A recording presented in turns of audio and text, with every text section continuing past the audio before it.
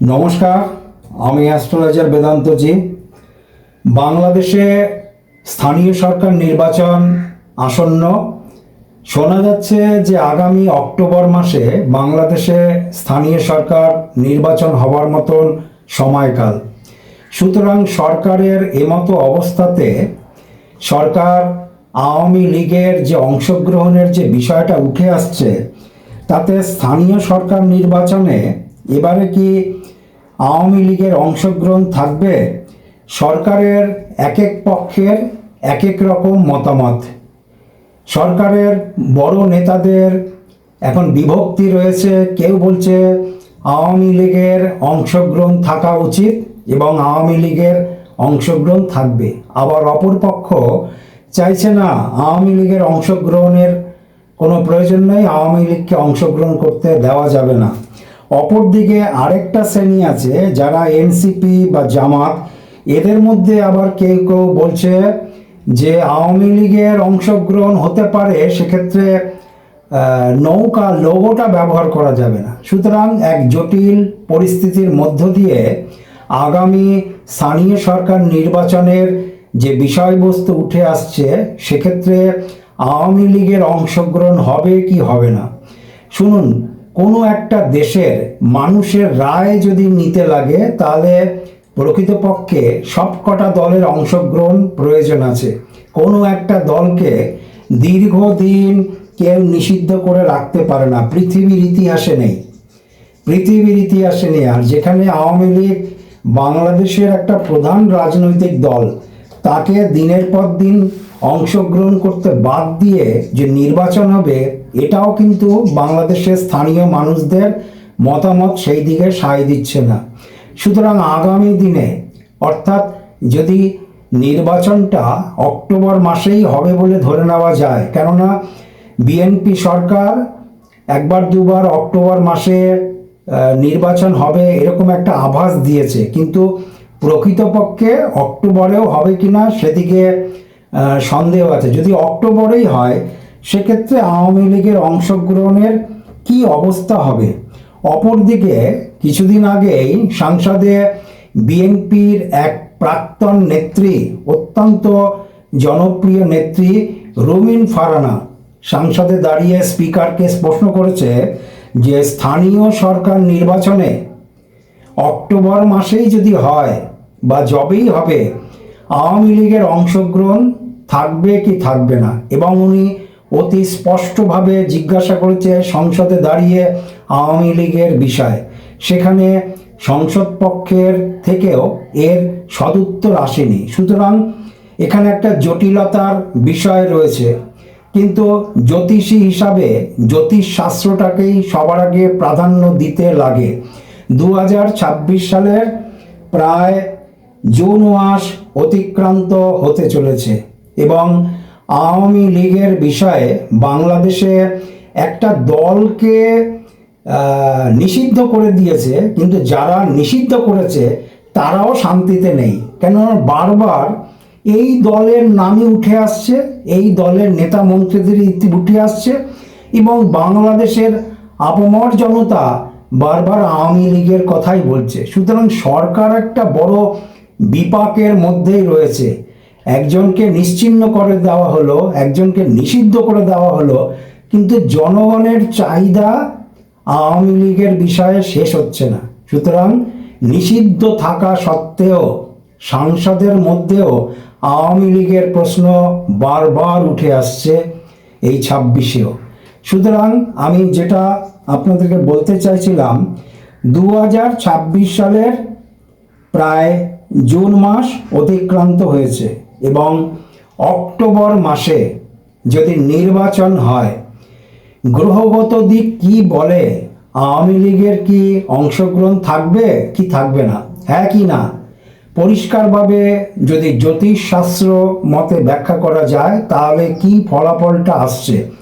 একদিকে বাংলাদেশের মানুষের চাহিদা আওয়ামী লীগকে অংশগ্রহণ করতে দেওয়া হোক, আরেকদিকে সংসদে যে প্রধান দল বিএনপি, তারা এখনও স্পষ্ট করে বলছে না। কিন্তু আমি যেটা আগেই বললাম, একজন নেত্রী রুমিন ফারানা, উনি কিন্তু অতীব স্পষ্টভাবে জানতে চেয়েছে, তার সদুত্তর এখনো আসেনি। গ্রহগত দিক কি বলে? আওয়ামী লীগের পক্ষে গ্রহগত দিক কি বলে? সূচনা কোনটা? একটা জিনিস মনে রাখবেন, ছোট ছোট নির্বাচনের অংশগ্রহণের মধ্য দিয়েই বড় নির্বাচনের দিকে এগোনো যায়। ছোট নির্বাচনে অংশগ্রহণ করার সুযোগ থাকলেই সেই দলটা বড় নির্বাচনে অংশগ্রহণ করতে পারবে, এটাই স্বাভাবিক নিয়ম। ছোট নির্বাচনে, স্থানীয় সরকার নির্বাচনে অংশগ্রহণ করতে দেওয়া হলো, কিন্তু বড় যখন কোনো নির্বাচন হচ্ছে সেক্ষেত্রে অংশগ্রহণ থেকে বিরত, এটা তো হবে না। সুতরাং রাস্তা যদি একবার, দরজা যদি খোলে, সেই দরজা পুনরায় বন্ধ হওয়ার কিন্তু রাস্তা নেই। কিন্তু এতদিন বিএনপি নির্বাচিত হওয়ার পরে, অর্থাৎ তারেক রহমান সাহেব বাংলাদেশের প্রধানমন্ত্রী হওয়ার পরে এখনো পর্যন্ত, অর্থাৎ আজকে 17 জুন, এখনো পর্যন্ত তারেক রহমান সাহেবের যে দেশ চালাবার গতি প্রকৃতি, তাতে মোটামুটি ইউনূসের কাছাকাছি চলছে। মানে ইউনূস যেই সরলরেখার উপর দিয়ে হেঁটেছে, তারেক রহমান সাহেবও একই সরলরেখার ওপর দিয়ে হাঁটার চেষ্টা করছে।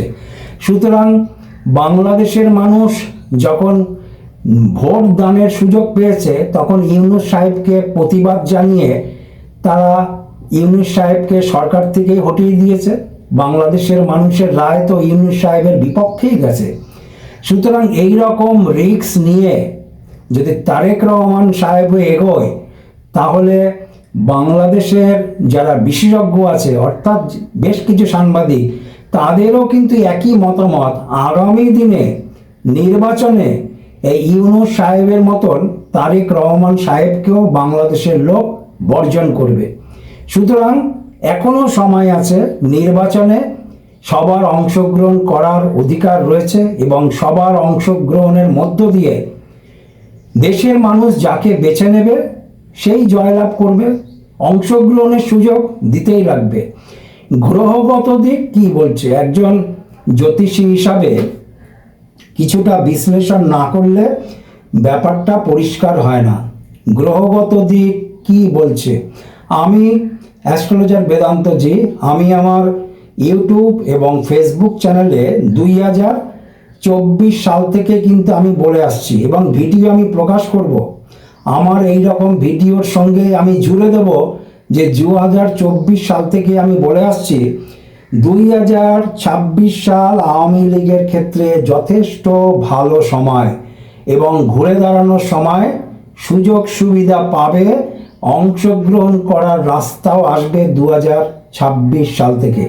এবং কিছুদিন আগে আমি একটা ভিডিও প্রকাশ করেছি, যেহেতু 2026 সালটাকে আমি বারবার গুরুত্ব দিয়েছি এবং 2026 সালে আওয়ামী লীগের কবে থেকে মানে শুভ সূচনা এগোবে এবং নেত্রীর ওপরে যে মানুষের দৃষ্টি, কবে উনি ফিরবে, একটা ফাইনাল ভিডিও আমি কিন্তু প্রকাশ করেছি আমার চ্যানেলে।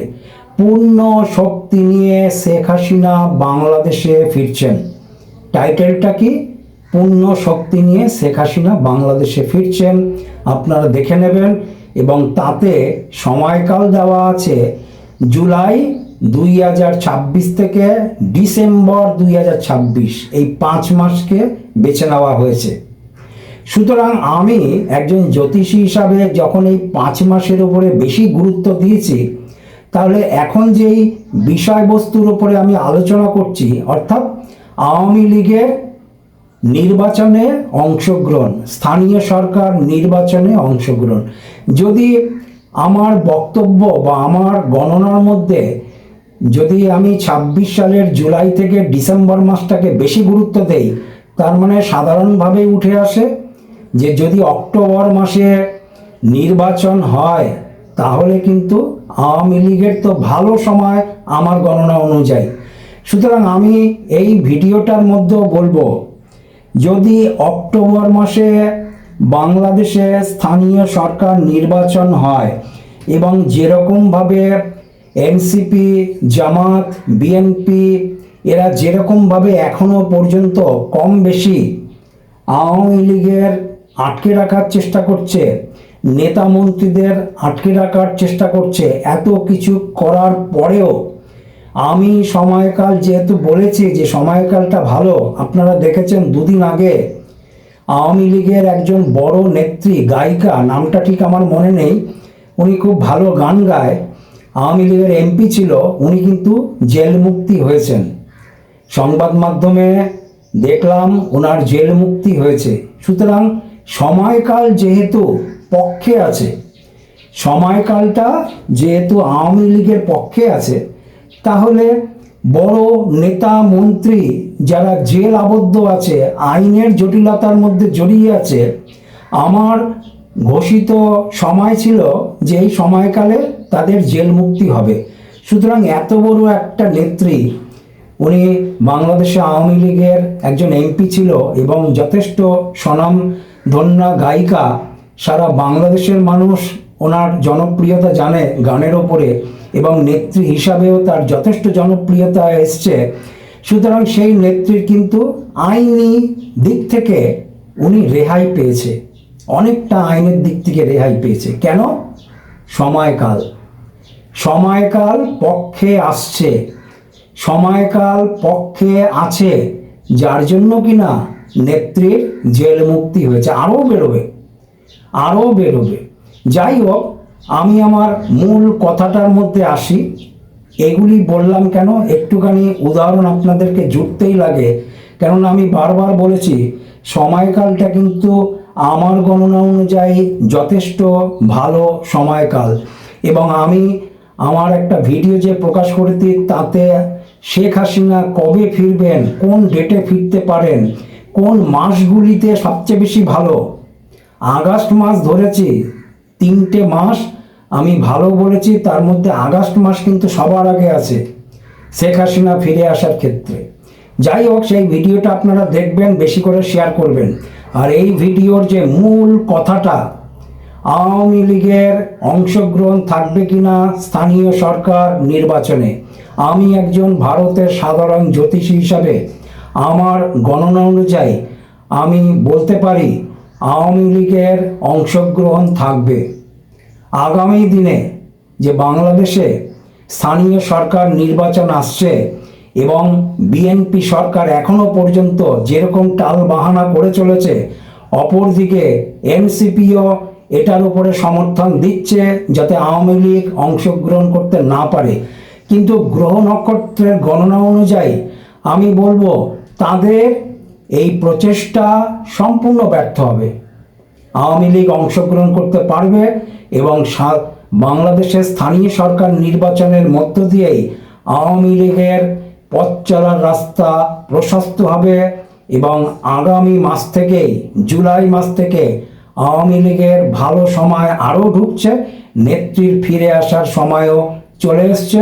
আপনারা ভিডিওটাকে দেখবেন এবং এই ভিডিওটাও বেশি করে শেয়ার করুন, এবং যারা এখনও ইউটিউবে সাবস্ক্রাইব করেননি সাবস্ক্রাইব করে রাখুন, এবং ফেসবুকে অবশ্যই ফলো দিয়ে রাখুন। নমস্কার, সবাই ভালো থাকবেন।